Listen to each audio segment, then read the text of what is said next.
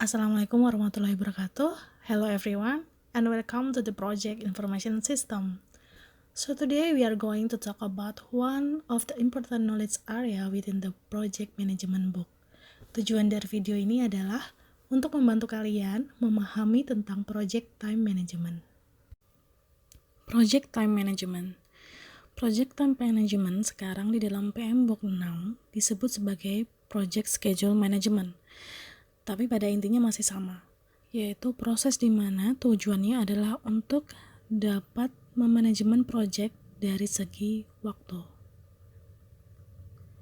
Pentingnya project time management adalah untuk memastikan bahwa proyek dapat diselesaikan tepat waktu sesuai apa yang telah disepakati pada project charter sebelumnya. Mari kita bahas kegiatan utama dari project time management.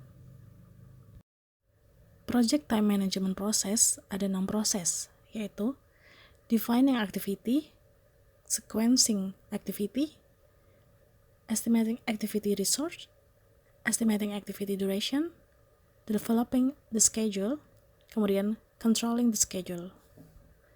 Kegiatan defining activity sampai dengan developing schedule ini dilakukan ketika merencanakan jadwal.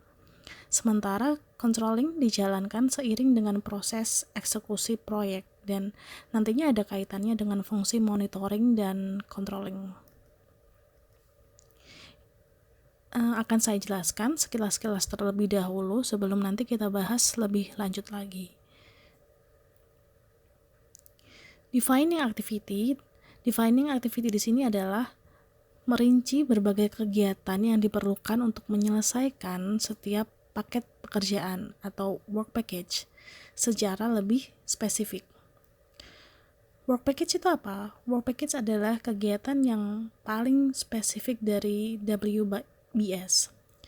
Jadi input utamanya di sini adalah WBS yang sudah kita kerjakan di scope kemarin.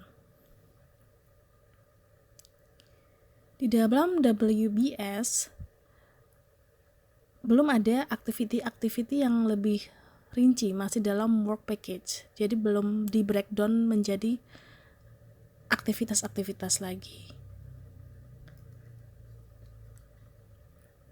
Kemudian setelah aktivitas-aktivitasnya sudah ada, selanjutnya adalah sequencing activity, yaitu mulai menentukan urutan atau logika proses penyelesaian pekerjaan sehingga nantinya diharapkan estimasi waktu dapat diperoleh dengan lebih akurat namun tetap realistis. Misalkan saja kalau kita ambil contoh di dalam merangkai sepeda. Kalau kita merangkai sepeda, apakah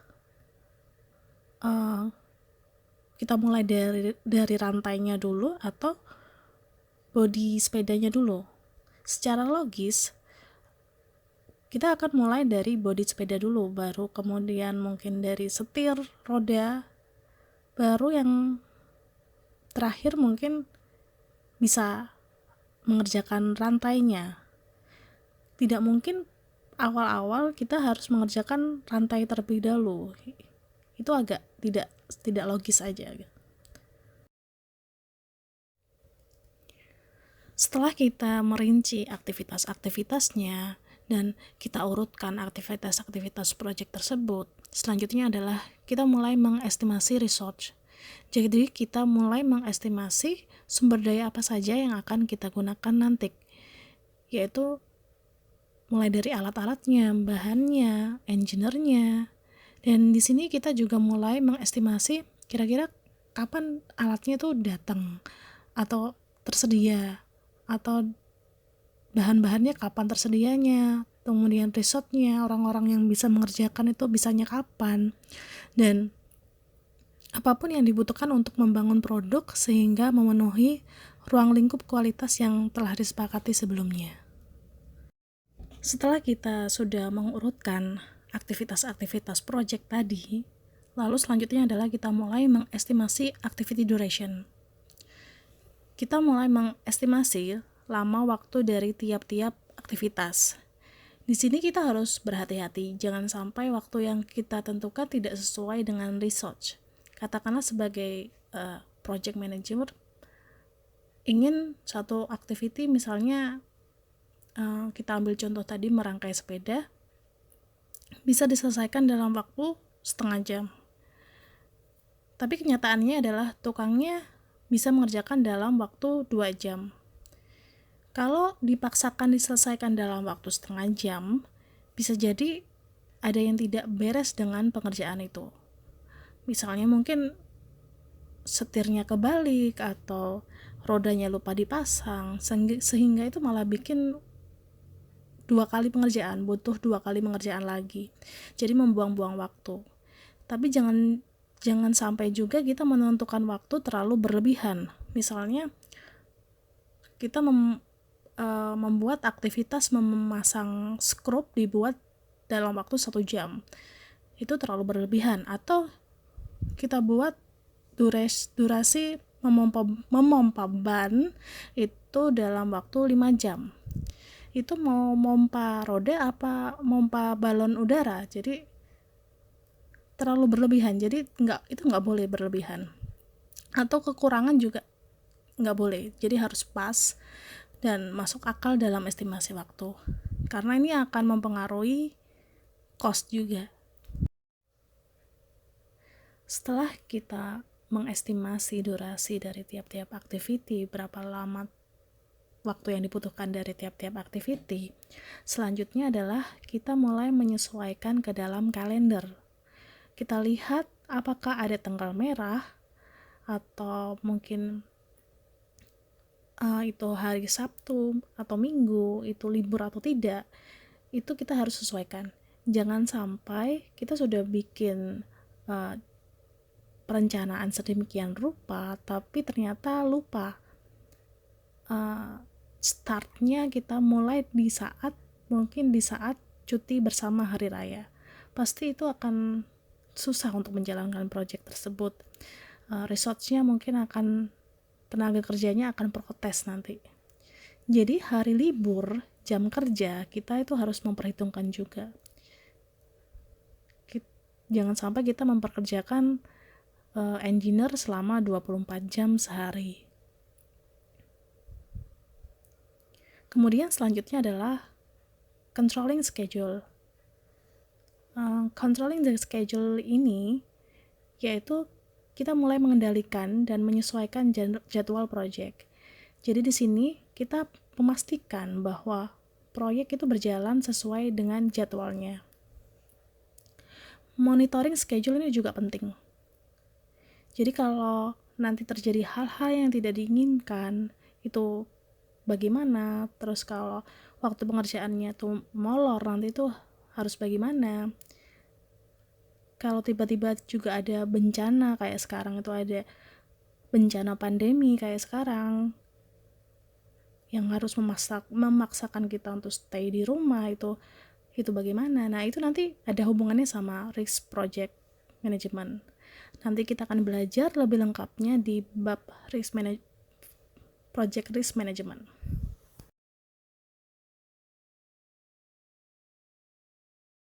Seperti yang telah saya jelaskan tadi, bahwa proses pada saat defining activity adalah merinci berbagai kegiatan yang diperlukan untuk menyelesaikan setiap work package secara lebih spesifik.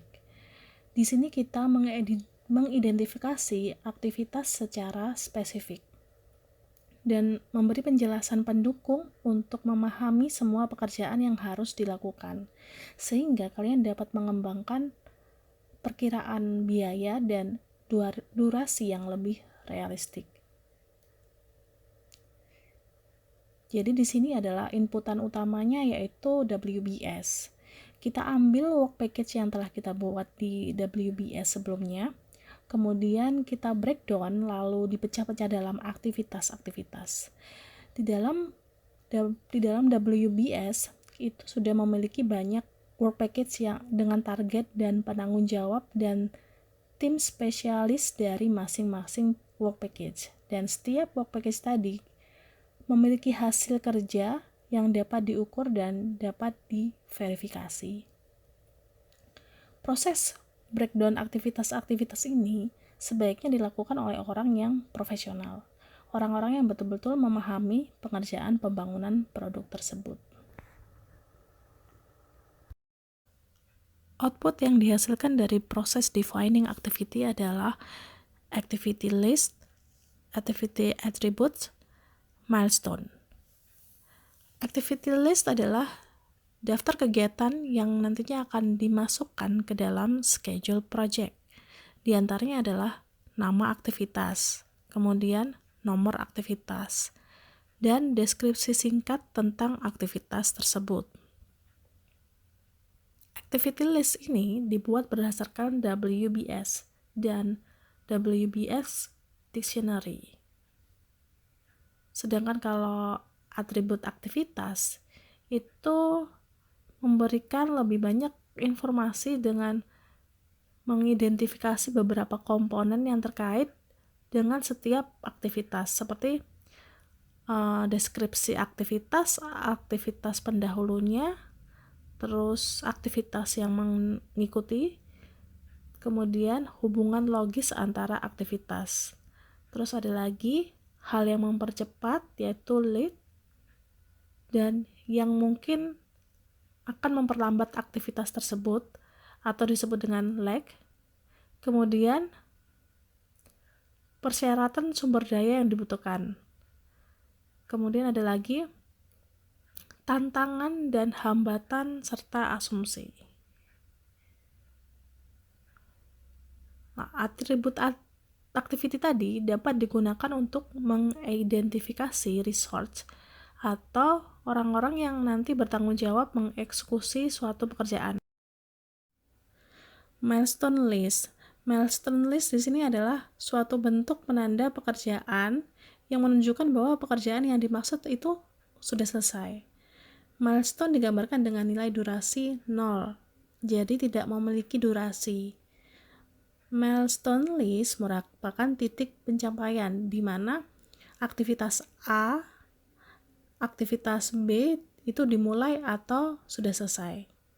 Jadi misalkan saja gini, setelah merangkai bodi utama sepeda, saya ambil tadi kayak merangkai sepeda. Setelah merangkai bodi utama sepeda, harus dilanjutkan dengan setir. Itu misalnya kalau merangkai sepeda. Sedangkan kalau dalam pembangunan sistem informasi, kita misalkan apakah setelah analisa kebutuhan kemudian dilakukan perancangan sistem kayak gitu, dan seterusnya. Dan dalam membuat milestone itu harus SMART. SMART di sini adalah singkatan dari specific, measurable, assignable, realistic, dan time frame. Kalau spesifik itu artinya adalah sasaran kinerja harus bersifat spesifik, artinya harus secara rinci dan detail menggambarkan apa yang ingin kita raih. Dan juga jika kita hendak merumuskan sasaran untuk menyelesaikan sebuah proyek atau kegiatan, maka kita perlu menyebutkan jenis proyeknya secara detail dan cakupan tugas yang akan dikerjakan itu harus juga secara detail. Measurable atau terukur. Sasaran kinerja yang kita susun itu harus dapat diukur.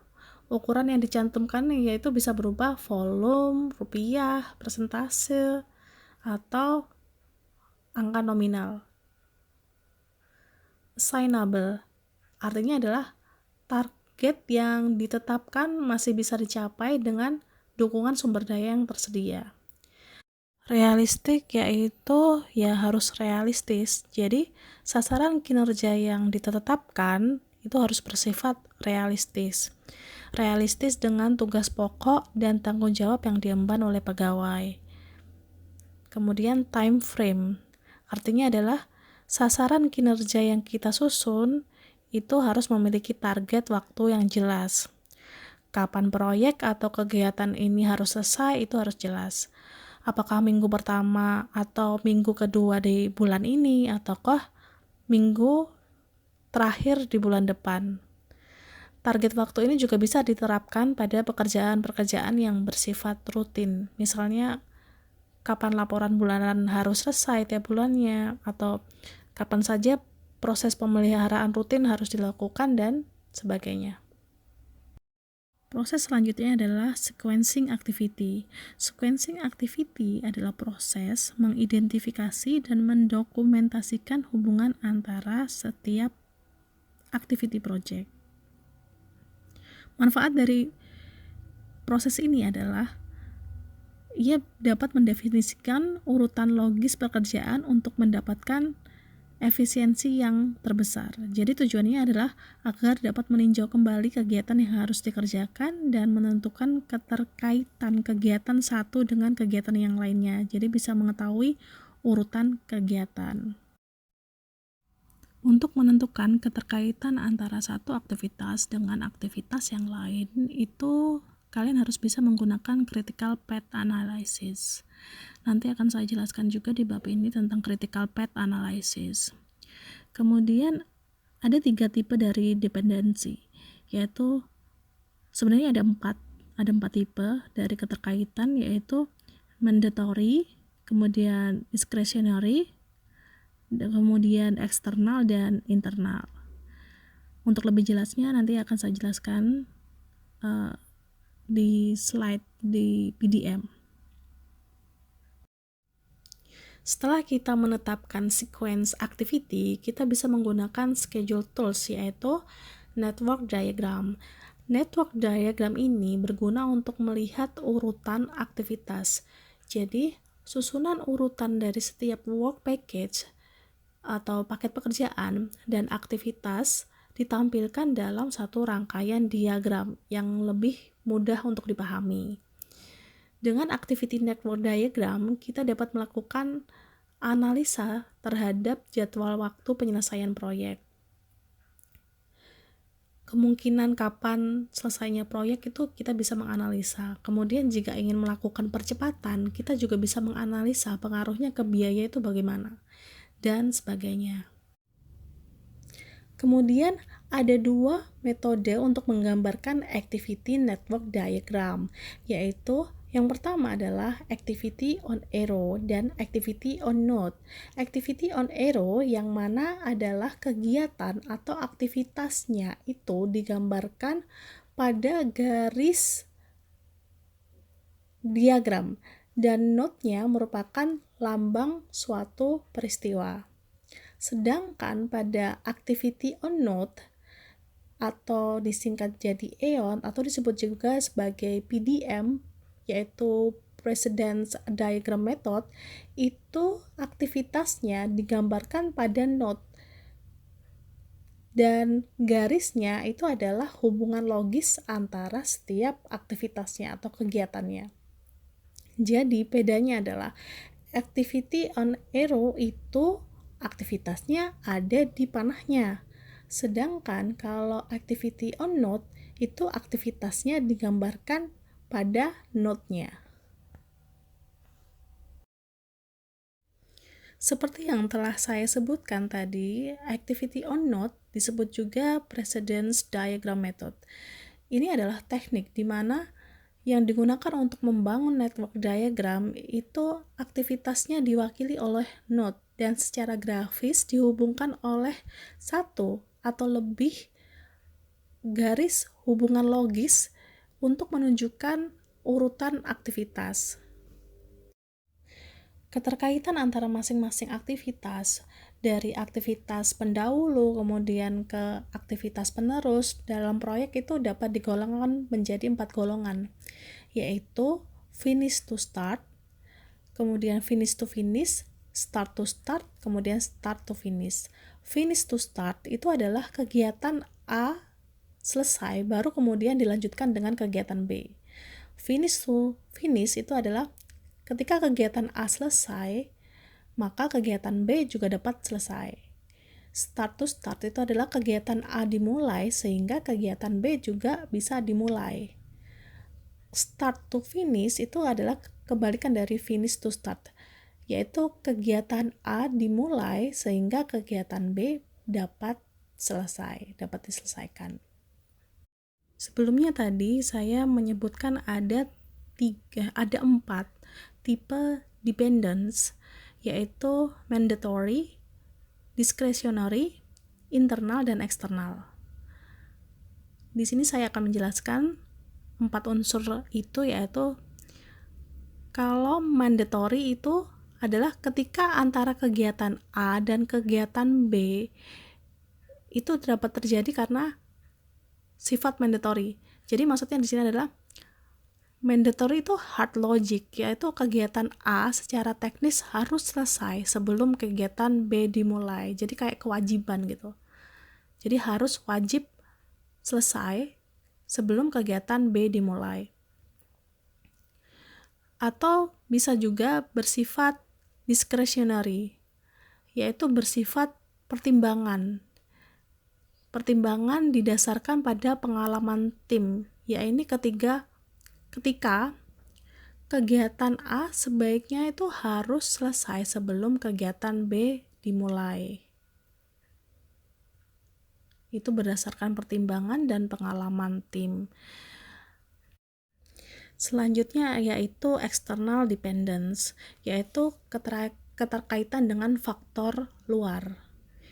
Jadi melibatkan hubungan antara kegiatan proyek dan kegiatan non-proyek. Jadi misalnya kayak gini, seperti ada masalah perizinan, kemudian ada masalah pengadaan barang, atau sebagainya. Yang terakhir adalah yang bersifat internal dependency, yaitu keterkaitan dengan faktor internal itu sendiri.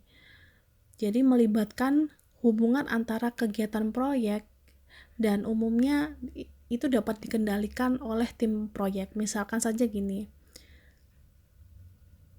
testing tidak bisa dilakukan karena testing perangkat lunak tidak bisa dilakukan karena memang masih dalam proses pembangunan, seperti itu. Atau mungkin ingin mencoba satu perangkat tapi tidak bisa dicoba karena memang belum dirangkai, seperti itu.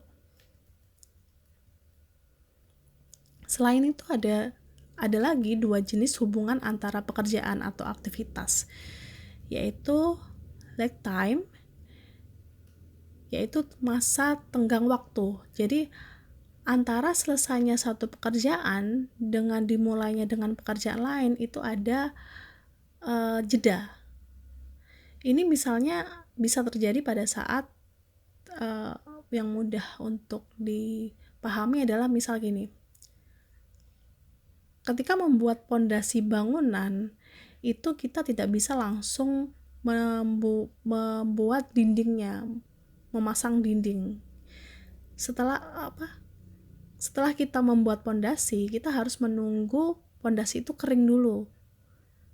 Sekitar sehari 2 hari menunggu pondasi kering, baru kemudian dilanjutkan dengan membangun temboknya. Jadi seperti itu. Sedangkan kalau lead time itu kebalikannya. Jadi kalau lead time itu ada penumpukan waktu. Jadi antara satu pekerjaan dengan dimulainya pekerjaan lain itu menumpuk. Dengan kata lain, pekerjaan penerus atau pekerjaan B dimulai pada saat pekerjaan pemula atau pekerjaan A itu belum selesai. Jadi pada saat pekerjaan A itu belum selesai, B itu sudah mulai dikerjakan.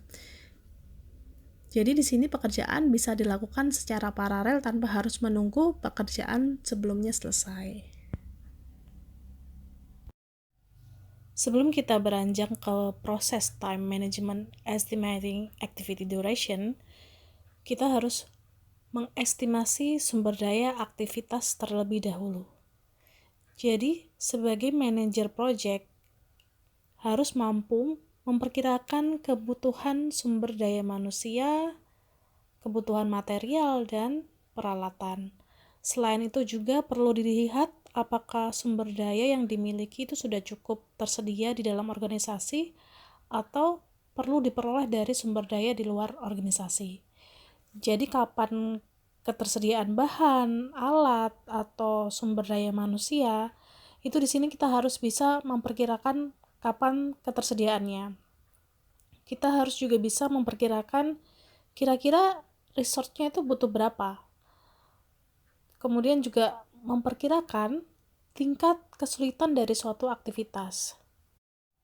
Kita juga bisa memperkirakan sumber dayanya itu berapa dan memperkirakan tingkat kesulitannya dari suatu aktivitas itu bagaimana, itu dari pengalaman dari project sebelumnya, project yang kurang lebih sama yang sebelumnya sudah dikerjakan. Misalnya karena suatu aktivitas dinilai memiliki tingkat kesulitan yang tinggi dan berada pada critical path atau jalur kritis, maka diputuskan bahwa kita butuh outsource tenaga ahli. Sehingga kita harus bisa memperkirakan kalau outsource tenaga ahli, kira-kira kapan tenaga ahlinya itu diperlukan. Dan bisa nggak tenaga ahlinya itu saat diperlukan itu bisa bekerja apa tidak gitu. Jadi itu harus diperkirakan betul-betul. Kemudian output dari estimating activity resource ini adalah activity resource requirement dan resource breakdown structure. Activity resource requirement ini adalah mengidentifikasi jenis dan jumlah sumber daya yang diperlukan untuk setiap aktivitas dalam work package, seperti yang sudah saya jelaskan tadi. Kemudian estimasi kebutuhan sumber daya pada tiap-tiap aktivitas ini akan berpengaruh pada durasi kegiatan dan nantinya juga akan berpengaruh pada durasi proyek secara keseluruhan. Contoh, jika sumber daya tambahan atau sumber daya itu kurang terampil, yang ditugaskan itu kurang terampil untuk suatu kegiatan, mungkin ada penurunan dari efisiensi atau dari produktivitas, karena jika kurang terampil itu akan membutuhkan pelatihan lagi atau butuh koordinasi lagi atau butuh waktu untuk meningkatkan komunikasi antar sumber daya lain gitu. Jadi itu akan mempengaruhi efisiensi dan produktivitas dan juga akan mempengaruhi dari durasi pekerjaan. Setelah kita sudah melakukan proses define activity, lalu sudah menentukan urutan dan keterkaitan antara aktivitas, dan sudah mengestimasi sumber daya yang dibutuhkan, maka proses time management selanjutnya adalah proses estimasi durasi dari aktivitas. Perkiraan durasi adalah sebuah penilaian secara kuantitatif dari kemungkinan berapa jumlah periode waktu atau durasinya yang diperlukan untuk menyelesaikan suatu aktivitas dan keseluruhan dari proyek, durasi dari keseluruhan dari proyek itu. Kemudian dalam memperkirakan estimasi duration activity ini, kita bisa menggunakan beberapa teknik, yaitu salah satunya adalah dengan menggunakan expert judgment, yaitu tenaga ahli yang memang sudah benar-benar ahli berkecimpung dalam aktivitas tersebut. Kita bisa bertanya langsung pada ahlinya, jadi kita nggak bisa asal main kira-kira saja, ini kira-kira pakai feeling saja 1 hari 2 hari, kita nggak bisa kayak gitu. Kita harus bertanya pada ahlinya, menanyakan berapa hari yang dibutuhkan, mempertimbangkan dari pengalaman beliau juga sebagai pertimbangan estimasi durasi. Ini merupakan tools yang paling simpel sebenarnya.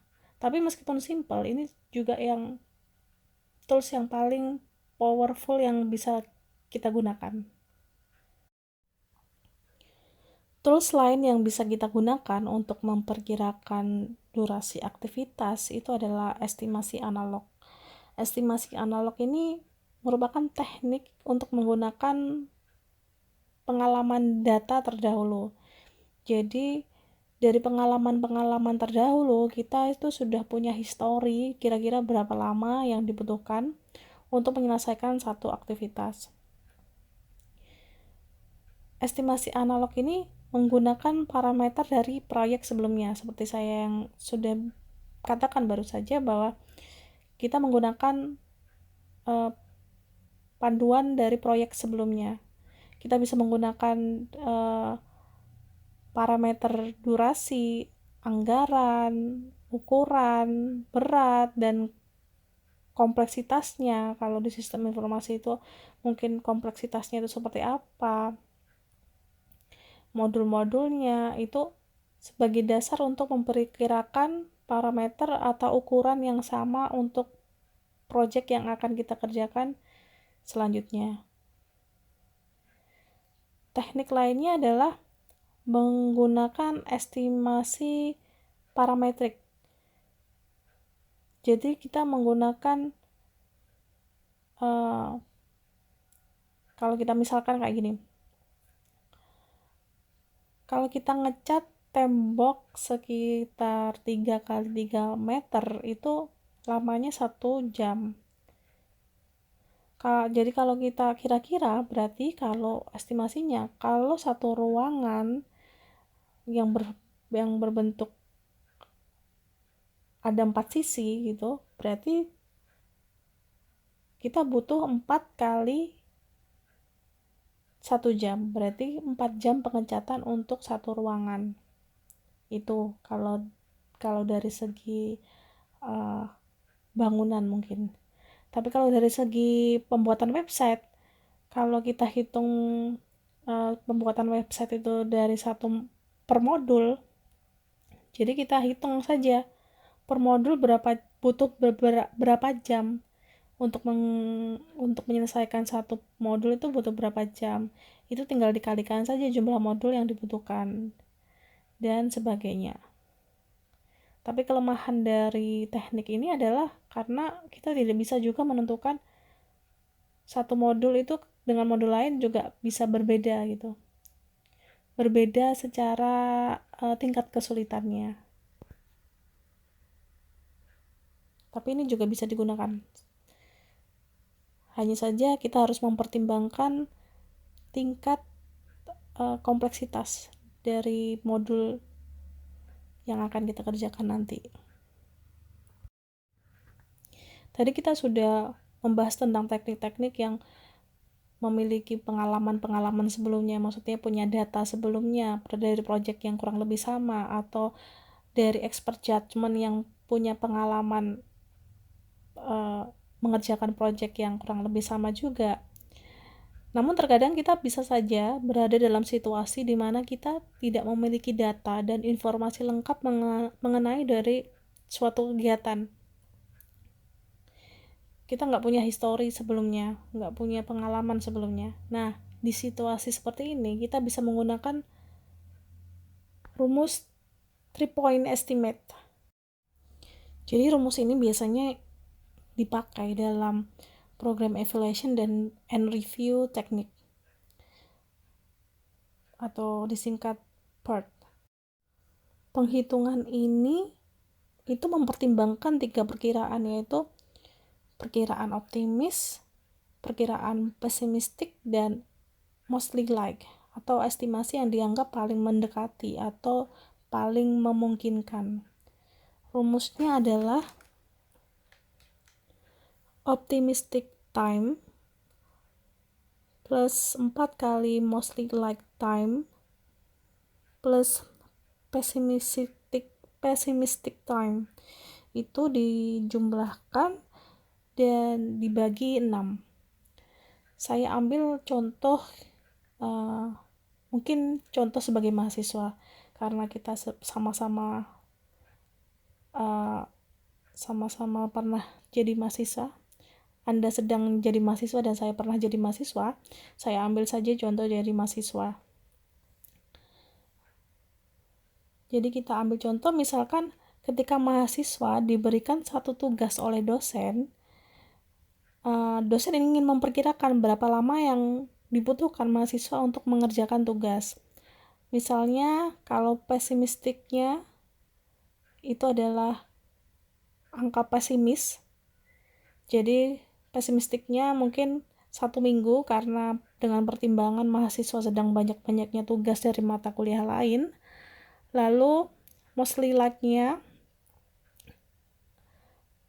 atau estimasi yang kira-kira yang paling mendekati, kayak biasanya mereka bisa kok mengerjakan tugas lain atau tugas sebelumnya dalam waktu 2 hari saja. 2 hari itu cukup. Biasanya mereka dikasih tugas untuk mengerjakan selama 2 hari, mereka juga selesai dengan baik. Optimistiknya adalah ternyata mahasiswa ini kalau mengerjakan itu sebenarnya nggak sampai sehari. Mereka kebut semalam bisa kok, bisa jadi. Bisa selesai maksudnya. Jadi anggap saja di sini optimistiknya 1 hari. Jadi kalau kita hitung 1 plus 4 kali 2 plus 7 dibagi 6, maka hasilnya adalah 2 hari. Jadi estimasi mahasiswa mampu mengerjakan tugas adalah 2 hari. Kalau ini kita hanya bermodalkan tanya ke mahasiswa, pasti nanti mintanya 7 hari bu, 1 minggu, 14 hari, 1 bulan bu. Padahal endingnya mereka tetap ngerjainnya kebut semalam. Pendekatan tadi itu bisa juga kita gunakan untuk estimasi biaya.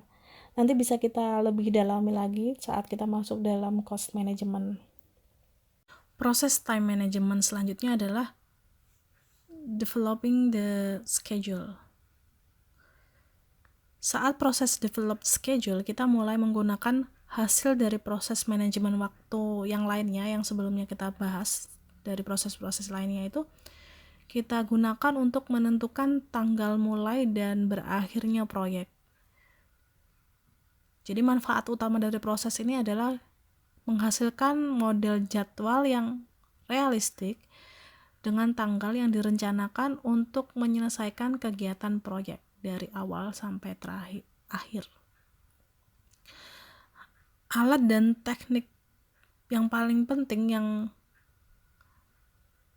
digunakan dalam proses ini adalah Gantt chart, kemudian critical path analysis, kemudian critical chain schedule, penjadwalan rantai kritis, kemudian analisis part yang tadi saya jelaskan sebelumnya. Kita bahas sedikit satu persatu. Kalau Gantt chart adalah, itu kalian sudah tahu, itu adalah tools untuk menampilkan project schedule information. Kalau critical path analysis adalah teknik untuk menganalisa jalur-jalur kritis dalam membangun project.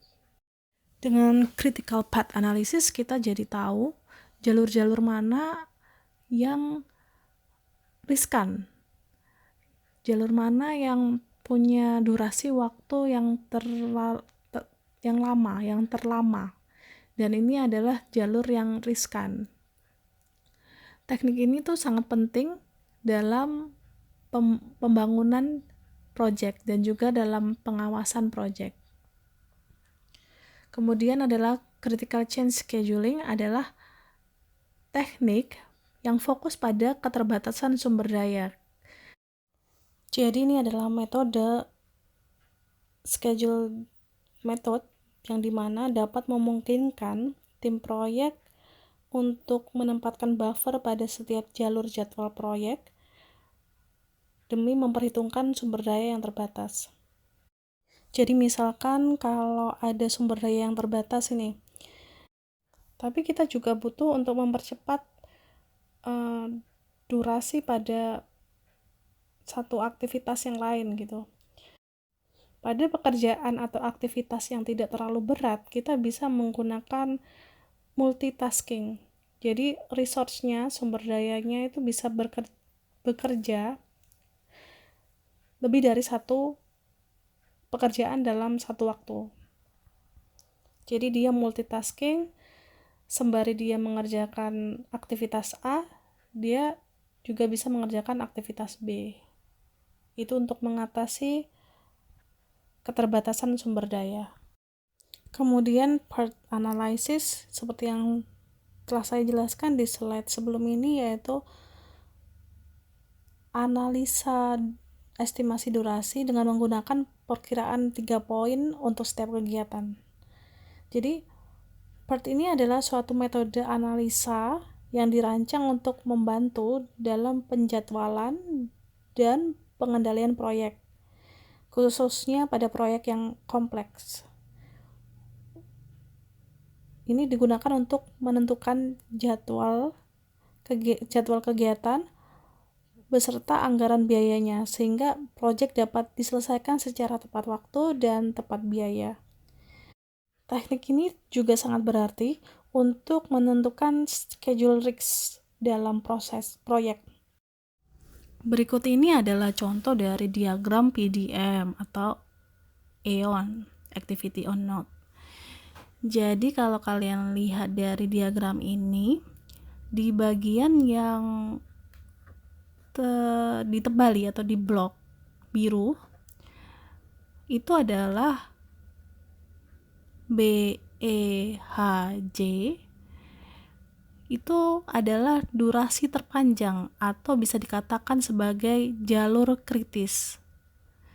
Jalur kritis karena dia punya durasi yang panjang dibandingkan jalur BFJ. Jadi kalau BEHJ itu jumlahnya adalah 2 hari tambah 5 hari tambah 6 hari tambah 3 hari, itu sama dengan 16 hari. Sedangkan kalau di BF, yakni BFJ, itu adalah 2 hari tambah 4 hari tambah 3 hari sama dengan 9 hari. 9 hari yang dibutuhkan untuk menyelesaikan. Jadi 16 hari adalah durasi paling panjang. Jadi gini, dalam mengelola proyek perlu memahami teknik ini. Teknik PDM ini harus perlu dipahami. Jadi fungsinya adalah nantinya kita dapat menugaskan tenaga atau engineer yang berpengalaman pada jalur-jalur kritis. Tadi setelah kita lihat, jalur yang paling kritis itu adalah BEHJ karena dia durasinya paling panjang. Ini kalau ada kesalahan di sini, ini bisa molor di sini waktunya. Jadi kita bisa memberikan keputusan untuk menugaskan tenaga yang berpengalaman pada jalur kritis ini. Sedangkan selanjutnya adalah mengatur jadwal dan alokasi sumber daya pada jalur non-kritis. Jadi sedangkan untuk yang jalur-jalur non-kritis yang kayak BFJ ini dan CGI ini punya durasi yang tidak terlalu panjang, nggak sepanjang BEHJ. Jadi ini adalah jalur-jalur non-kritis. Ini dapat kita mengatur jadwal dan mengalokasikan sumber daya yang disesuaikan. Kemudian kita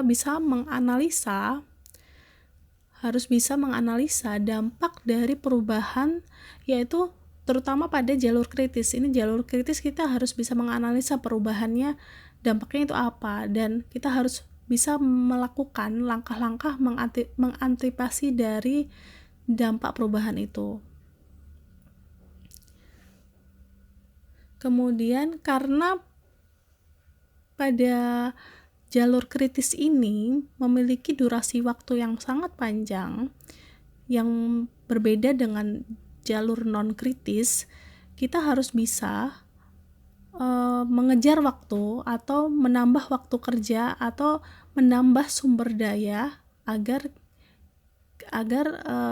dia bisa mengimbangi jalur non-kritis yang lainnya. Gambar selanjutnya adalah diagram AOA atau Activity on Arrow. Disebut juga Arrow Diagramming Method atau ADM. Jadi pada metode AOA, activity itu digambarkan tepat pada garis panah. Jadi kita bisa lihat di sini pada gambar yaitu pada tanda panah terdapat keterangan A1. Ini artinya adalah A memiliki durasi 1 hari. Kemudian kita lihat D sama dengan 4. Ini artinya adalah D memiliki durasi 4 hari dan seterusnya. Kemudian first note itu artinya adalah start. Kemudian last note-nya itu artinya adalah akhir dari project. Kalau kita lihat dari diagram ini, kita bisa lihat bahwa aktivitas A harus diselesaikan terlebih dahulu sebelum aktivitas D, dan aktivitas D harus diselesaikan terlebih dahulu sebelum aktivitas H. Kemudian kita bisa juga di sini melihat bahwa sebelum kita melakukan aktivitas H, kita harus selain menyelesaikan D, harus menyelesaikan aktivitas E. Dan kita juga bisa melihat lamanya durasi dari tiap-tiap jalur. Saya bahas sedikit tentang Gantt. Jadi Gantt ini menyediakan format standar untuk menampilkan informasi jadwal proyek dengan mencantumkan kegiatan proyek atau aktivitas proyek, kemudian tanggal dimulainya dan tanggal selesai yang sesuai dengan format kalender. Jadi di dalam membuat dokumen project time management, kita bisa menggunakan tools atau software, dan salah satunya yaitu menggunakan Microsoft Projects. Ada juga yang menggunakan Gantt Pro dan Planhammer dan lain-lain. Kita bisa menggunakan tools itu untuk membuat Gantt chart juga, namun pada prinsipnya kita harus membuat time management secara manual. Jadi software itu hanya kita gunakan untuk membuat dokumen saja. Jadi kalau kita lihat di gambar ini merupakan salah satu contoh dari Gantt chart pada proyek pembangunan software yang dibuat dengan menggunakan Microsoft Project. Jadi kalau kita lihat di sini ada simbol-simbol berupa black diamond, itu adalah lambang dari milestone. Kemudian kalau ada bar hitam ini adalah ringkasan dari activity. Kemudian ada bar horizontal berwarna abu-abu muda, ini adalah durasi dari activity, menggambarkan dari durasi activity. Kemudian panahnya sendiri adalah dependensi keterkaitan antara activity. Jadi untuk best practice-nya bisa kalian pelajari sendiri secara mandiri di e-book dan di PPT Project Time Management milik Kathy. Final proses dari project time management adalah controlling schedule. Jadi controlling schedule adalah proses monitoring status dari proyek untuk update progress dan mengatur perubahan dalam schedule dalam mencapai target proyek. Jadi controlling schedule ini merupakan bagian dari